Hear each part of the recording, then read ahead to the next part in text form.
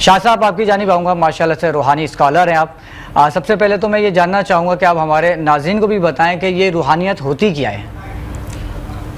الحمدللہ رب العالمین والصلاة والسلام علی سید الانبیاء والمرسلین، اما بعد فاعوذ باللہ من الشیطان الرجیم، بسم اللہ الرحمن الرحیم۔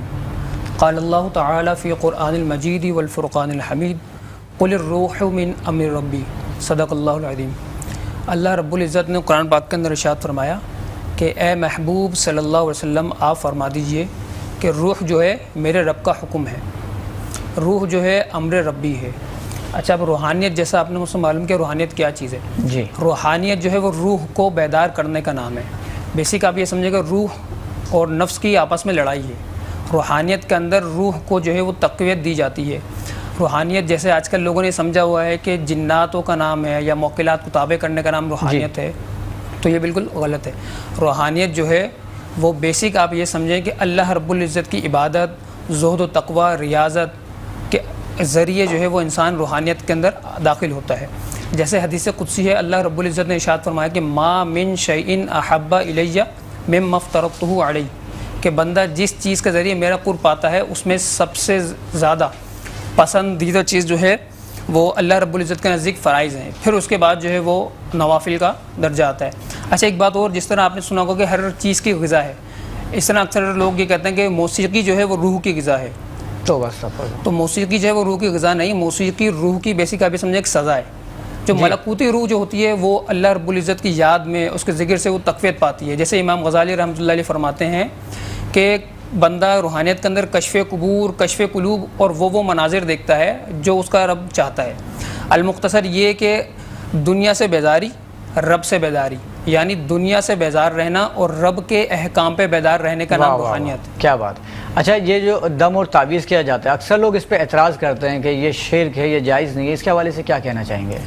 بسم اللہ الرحمن الرحیم۔ اللہ رب العزت نے قرآن پاک کے اندر ارشاد فرمایا ہے کہ ما ہوا شفاء و رحمۃ للمؤمنین، کہ یہ اس کے اندر شفا ہے اور رحمت ہے مومنین کے لیے۔ اچھا، اسی کی ضمن میں آپ کو میں حدیث سناتا ہوں، اس کا مفہوم یہ ہے کہ نبی کریم صلی اللہ علیہ وسلم نے ارشاد فرمایا کہ میری امت میں 70,000 لوگ ایسے ہوں گے جو بے حساب و کتاب جنت میں داخل ہو جائیں گے۔ عرض کی گئی یا رسول اللہ وہ کون سے خوش نصیب ہوں گے؟ آقا کریم صلی اللہ علیہ وسلم نے فرمایا کہ وہ لوگ ہوں گے جو شرکیہ دم طلب نہیں کرتے، یعنی وہ دم جن میں منتر پڑھے جاتے ہیں یا شیطانوں سے جن کے ذریعے مدد لی جاتی ہے، تو ایسے دم کرنا، کروانا اور ایسے لوگوں کے پاس جانا سخت ترین گناہ ہے۔ بے شک۔ اسی طرح ایک مقام پر صحابہ کرام علیہم رضوان جو ہے وہ سفر پر تھے کہیں، تو کسی کو سانپ نے کاٹ لیا۔ اب کسی ایک صحابی نے سورہ فاتحہ پڑھ کر دم کیا اور اللہ رب العزت نے اس کی برکت سے جو ہے وہ اس کو شفا دے دی۔ اگر دم کرنا شرک ہوتا تو کبھی بھی صحابہ کرام علیہم رضوان وہ کام نہ کرتے جو شرک تھا۔ اچھا، اس کے تو دوسرا جو ہے جو آپ نے پوچھا کہ تعویذات کے معاملے میں، خاص طور پہ یہ بالکل ایک اہم نقطہ ہے۔ اس کے اندر اکثر لوگ یہ کہتے ہیں کہ تعویذ کرنا، جیسے نبی کریم صلی اللہ علیہ وسلم نے فرمایا کہ تعویذ جو ہے وہ شرک ہے، لٹکانا شرک ہے، وہ کرنا شرک ہے، تو اکثر لوگ آدھا مفہوم بیان کرتے ہیں۔ مین وجہ جو تھی وہ منع کرنے کی کریم آقا صلی اللہ علیہ وسلم کی، وہ یہ تھی کہ شرکیہ تعویذ، شرک تعویذ جو ہے وہ جو کفار و مشرکین کرتے تھے ان کو منع کرنا تھا۔ اچھا، بیسک آپ یہ دیکھیں کہ اکثر لوگ جیسے اکثر یہ بولتے ہیں کہ بھائی یہ آپ کر رہے ہیں یہ شرک ہے، جب نبی کریم صلی اللہ علیہ وسلم نے منع کیا ہے تو آپ یہ کیوں کر رہے ہیں؟ وہ یہ آدھی بات ہے۔ جس طرح کوئی بندہ نماز پڑھنے جائے، دوسرا بندہ اس کو یہ بولے کہ آپ کہاں جا رہے ہو، وہ بولے کہ میں نماز پڑھنے جا رہا ہوں، تو دوسرا بندہ قرآن سے اس کو دلیل دے گا یا ایھا الذین آمنوا لا تقربوا الصلاۃ، قرآن پاک کے اندر حکم ہے کہ نماز کے قریب نہ جاؤ۔ اب وہ پوری بات کیا ہے کہ جب تم ناپاک ہو یا جب تم جو ہے وہ نشے کی حالت میں ہو تو نماز قریب نہ جاؤ۔ تو فی الحال ایسے لوگوں کو سوچنا چاہیے۔ شاہ صاحب، یہ جو علم غیب ہے یہ اللہ کے علاوہ بھی کسی کو ہے؟ بسم اللہ الرحمن الرحیم۔ اللہ رب العزت نے قرآن پاک کے اندر ارشاد فرمایا وَلِلَّهِ غَيْبُ السَّمَاوَاتِ وَالْأَرْضِ، کہ اللہ ہی کے لیے آسمانوں اور زمین کا غیب ہے۔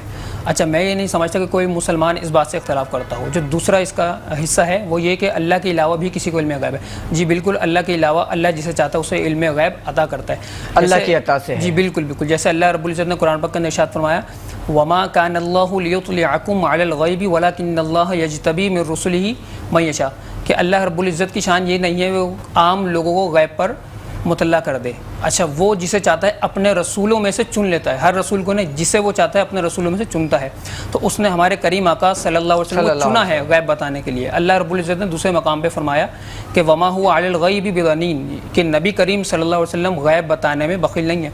اسی طرح ایک حدیث کا مفہوم ہے کہ حضرت عمر رضی اللہ تعالیٰ عنہ فرماتے ہیں کہ نبی کریم صلی اللہ علیہ وسلم ہمارے درمیان تشریف فرما تھے, اور مخلوق کی پیدائش سے لے کر آقا کریم صلی اللہ علیہ وسلم نے بتانا شروع کیا, اور جہنمیوں کے جہنم میں جانے تک اور جنتیوں کے جنت میں جانے تک سب کچھ ہمیں بتا دیا. تو جو جس کو وہ یاد رہا سو یاد رہا, جو بھول گیا سو بھول گیا. تو یہ بھی ایک علم غیب کے اوپر دلیل ہے قرآن اور حدیث سے. بالکل. اچھا جنات آگ سے بنے ہیں تو یہ آگ میں جلیں گے کیسے؟ اللہ رب العزت نے ارشاد فرمایا کہ خلق الجان من مارج من نار, کہ ہم نے جنات کو جو ہے وہ آگ کی لپٹ سے پیدا کیا. اچھا جو سوال آپ نے مجھ سے کیا, یہی سوال ایک شخص نے کسی بزرگ سے کیا تھا. اس نے پوچھا کہ حضرت یہ بتائیں کہ جنات جو ہیں وہ آگ سے بنے تو آگ سے جلیں گے کیسے؟ حضرت نے فرمایا کہ وہ جلیں گے. بندے نے دوبارہ اصرار کیا تو حضرت نے 3 دفعہ فرمایا وہ جلیں گے. چوتھی مرتبہ جب اس نے یہ پوچھا کہ وہ کیسے جلیں گے تو حضرت نے ایک زوردار تھپڑ سے چہرے کے اوپر رسید کیا, اور حضرت نے فرمایا تکلیف ہوئی؟ جی بالکل تکلیف ہوئی. تو انہوں نے فرمایا تیری جنس اور میری جنس ایک ہی ہے, زبردست, میرے معنی سے تجھے تکلیف ہوئی ہے. کیا بات ہے. تو جنات جو آگ سے بنے ہیں, اچھا جنات کی جو آگ ہے وہ جہنم کی آگ کے مقابلے میں بہت ہلکی ہے. اللہ رب العزت نے ارشاد فرمایا کہ وَلَقَدْ ذَرَأْنَا لِجَهَنَّمَ كَثِيرٍ مِّنَ الْجِنِّ وَالْإِنسِ, کہ ہم نے جہنم کے لیے کثیر جنوں اور ان سے افراد کو پیدا کیا. تو یہ آیت دلیل ہے اس کے اوپر کہ جنات آگ سے جلیں گے اور ان کو آگ کا عذاب ہوگا. اچھا جادو تو برحق ہے, اور کیا انبیاء کرام پر بھی جادو کا اثر ہوتا ہے؟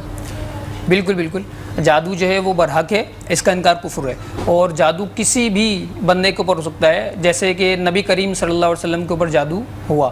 اچھا جو آقا کریم صلی اللہ علیہ وسلم کے اوپر جادو ہوا تھا اس کی کنڈیشن کچھ ایسی نہیں تھی کہ جو عام افراد کے اوپر جادو ہو جائے تو اس کا ذہن چلا جائے, دل بند ہو جائے. بیسیکلی آپ یہ سمجھیں کہ جادو کسی کو مارنے کے لیے, کسی کو بیمار کرنے کے لیے, کسی کو پریشان کرنے کے لیے کیا جاتا ہے. تو وہ جو جادو تھا وہ اس لیے تھا کہ نبی کریم صلی اللہ علیہ وسلم دنیا سے رخصت ہو جائیں, استغفر اللہ. لیکن ایسا کچھ نہیں ہوا تھا, اور اللہ رب العزت نے جبریل امین کے ذریعے آقا کریم صلی اللہ علیہ وسلم کو بتایا تھا کہ آپ کے اوپر جادو کیا گیا ہے, اور اس کے بعد جو سورہ فلق اور سورہ ناس نازل ہوئی تھی تو وہ کنڈیشن ان کی چینج نہیں ہوئی تھی. اس کے اندر ایک یہ بات ہے کہ جو لوگ کہتے ہیں کہ نبی کریم صلی اللہ علیہ وسلم کے اوپر جادو ہو چکا تھا اور یہ معاملات تھے, تو ایسا کچھ نہیں, یہ صرف اثر ظاہر ہوا تھا. ٹھیک ہے. اچھا شاہ صاحب آپ اپنے مریضوں کا علاج کس طرح سے کرتے ہیں؟ تعویذات سے کرتے ہیں, دم سے کرتے ہیں, کس طرح سے؟ بسم اللہ الرحمن الرحیم. اچھا اللہ رب العزت نے ارشاد فرمایا وَإِذَا مَرِضْتُ فَهُوَ يَشْفِينِ, کہ جب بندہ بیمار ہوتا ہے تو اللہ رب العزت ہی شفا دیتا ہے. یہ بالخصوص جو مریض ہمارے پاس آتے ہیں علاج کے حوالے سے, چاہے وہ جسمانی علاج ہو یا روحانی علاج ہو, ہم ان کو یہ کہتے ہیں کہ آپ نے یہی سوچ رکھنی ہے کہ میں بیسک معالج ہوں لیکن شفا من جانب اللہ ہے, اللہ شفا دینے والا ہے, اللہ ہی شفا دے گا. ٹھیک ہے. اچھا ہم جو علاج کرتے ہیں وہ قرآن کی صورتوں کے ذریعے, قرآن کی آیتوں کے ذریعے اور مجرب اوراد و وظائف و تعویذات کے ذریعے علاج کرتے ہیں. ٹھیک ہے ماشاء اللہ. اچھا اگر کوئی رابطہ کرنا چاہے علاج کے لیے تو کس طرح سے آپ سے رابطہ کرے گا؟ اچھا مجھ سے رابطہ کرنے کے لیے جو ہے نا وہ بہت آسان طریقہ ہے, یوٹیوب پر میرا پیج ہے شاہ صاحب کی علمی باتوں کے نام سے. اچھا اسی میں جو ہے شاہ صاحب کی علمی باتیں, اچھا اسی کے اندر جو ہے وہ میرا روحانی علاج کا پیج ہے, اس کا لنک ہے. اور اس کے علاوہ سب سے آسان طریقہ یہ ہے کہ میرا جو نمبر ہے آپ اس کے ذریعے مجھ سے رابطہ کر سکتے ہیں. جی تو میں بالکل چاہوں گا کہ آپ دیکھنے والے ناظرین سے شیئر کریں. میں بالکل آپ کا نمبر بتاتا ہوں 0313 333 4297, یہ میرا نمبر ہے. آپ پھر ریپیٹ کر دیجیے گا. مجھ سے رابطہ کر سکتے ہیں 0313 333 4297. ٹھیک ہے, بہت شکریہ.